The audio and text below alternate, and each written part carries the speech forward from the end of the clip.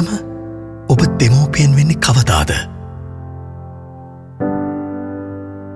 පුංචි පැටියව පළවෙනි වතාවට පපුවට ලංකරගත්ත දවසේද?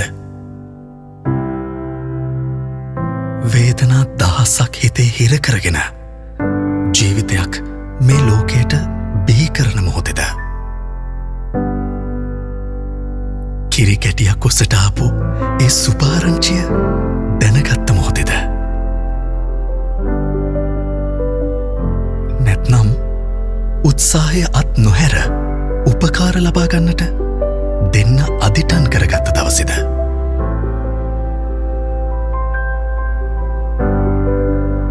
බිඳුණු බලාපොරොත්තු ගොන්නක් මැද්දේ ආයෙත් හිතට දිරිය අරගත්ත මොහොතකද? එහෙමත් නැත්නම් ලෝකයක් තරම් අවමන් ඒ මුළු ලෝකයටම හොරෙන් නිහඬව දරාගන්නා වෙලාවකද?